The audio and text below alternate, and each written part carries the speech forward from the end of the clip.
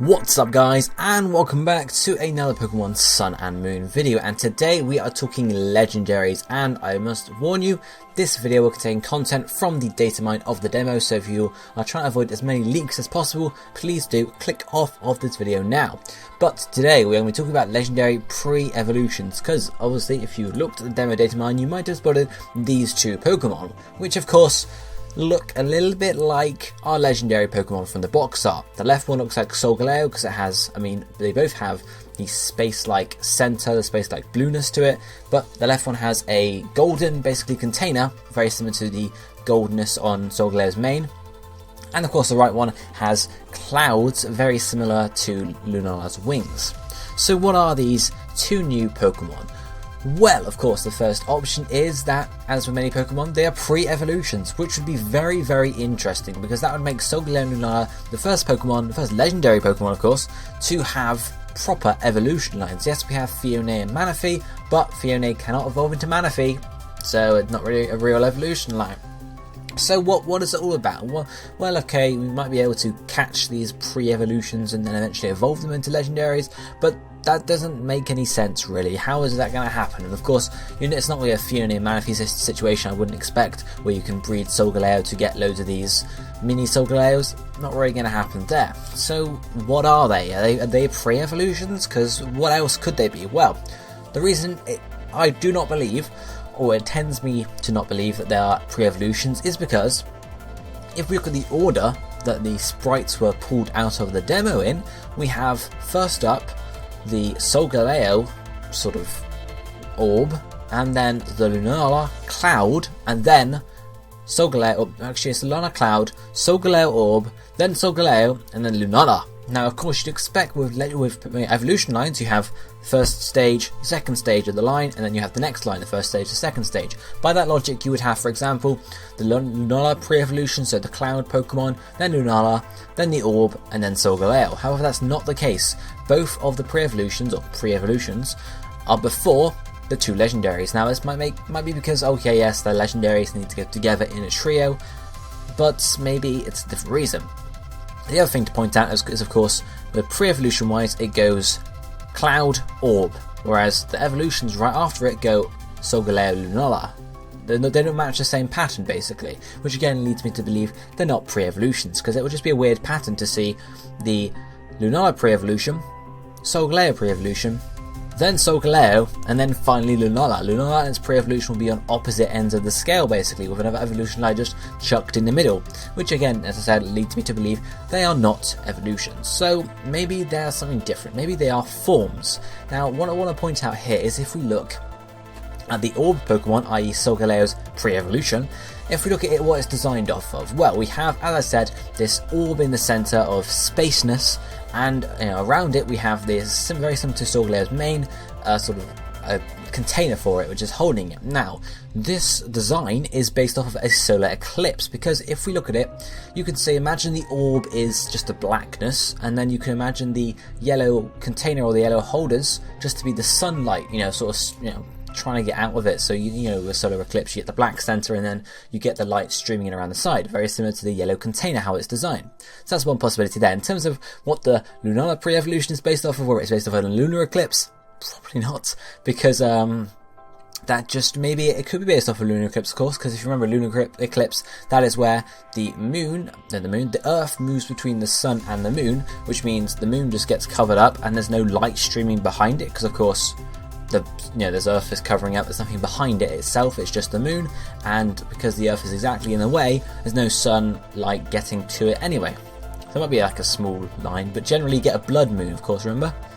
So it might be the idea that the two clouds coming off of Lunala's pre-evolution are just to represent the night sky, and all you would see are stars during a lunar eclipse, and obviously the black face it has is to do with the fact that you don't see anything where the moon would normally be.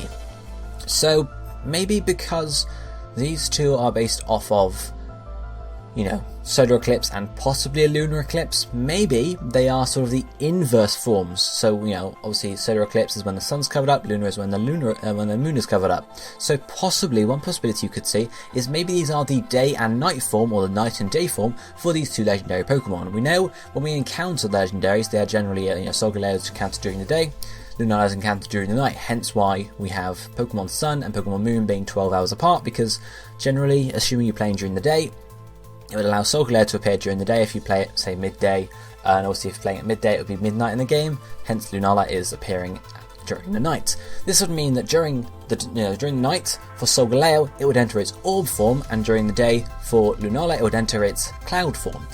Obviously this doesn't link up exactly with eclipses because it just doesn't, it's not how it works, but it could be sort of, where they power down and they don't, they're not active basically during the day or the night respectively. This could work in the game that obviously maybe you have to actually play during the in-game day or night to activate any events that were going on with Solgaleo and Lunala, so you can't go ahead and catch it, go and do the legendary stuff towards the end of the game without first it being day or night respectively. And once you've caught it, maybe once the time reaches the same, so once it hits 7 PM, 9 PM sort of time, Solgaleo turns into its orb form, and maybe you can still use it in battle, but its powers are lessened slightly, or maybe it's just unusable in battle, who knows exactly. That's one possibility there. Another thing I want to point out is, yes, okay, how would that work? Well, I can almost imagine, if we look at the two pre-evolutions, I can imagine them collapsing in.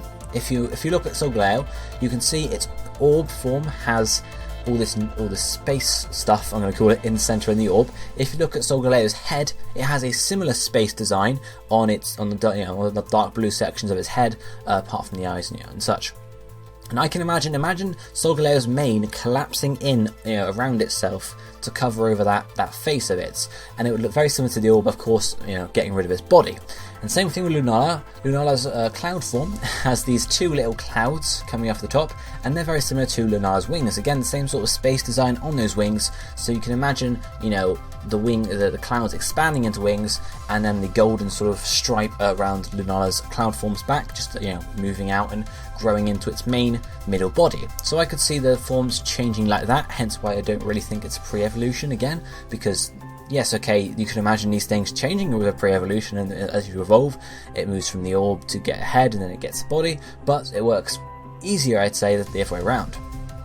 So whether they're pre-evolutions or whether they're forms, I don't know. Let me know down below what you think, but we're not done quite yet, because of course, remember, we got our third trio finally revealed, which of course is Marshadow, but it wasn't really what we were expecting, because if we look at Marshadow, it's just a little guy. He looks almost like a mythical Pokemon. There's nothing too much to him. He's got a body, he's got two flaming eyes, he's got some wispy stuff on his head. What if this is Marshadow's pre-evolution or form? Huh? Yeah, get that? Yeah. So just like Solgaleo and Lunala have pre-evolution / forms when they're inactive or not evolved yet, this could be Marshadow's pre-evolution. So obviously his evolved form or proper form is not in the games, because we haven't found it, and it's very unlikely we will find it in the full games, just simply because that's not how it works with stuff. They've kept most of the sprites, and not all of the sprites in, really, so it's not very likely that there will be some few select ones missing. There's a possibility, of course, but what I would think is that his form is coming in a later game, because remember, Hooper didn't get its unbound form until Auras released, and then of course Zygarde isn't getting its complete form until Sun and Moon release, or in the anime during the Z series. So it's possible that Marshadow's true form will be a feature of a possible third game, Pokemon Eclipse, if that's happening, or they might move on to doing Diamond Pearl Remix, and Marshadow's true form might make an appearance there as an event or something. Who knows, but I think there's more to see from Marshadow for the moment. So let me know what you think about this down below. Do you think these are pre-evolutions or inactive forms, day-night forms sort of thing? And what do you think about Marshadow? What do you think its true form could be, if of course you think there is one? Let me know down below, and hit the like button if you enjoyed the video. But for now, this is going to be it for today. I'll be seeing you next time.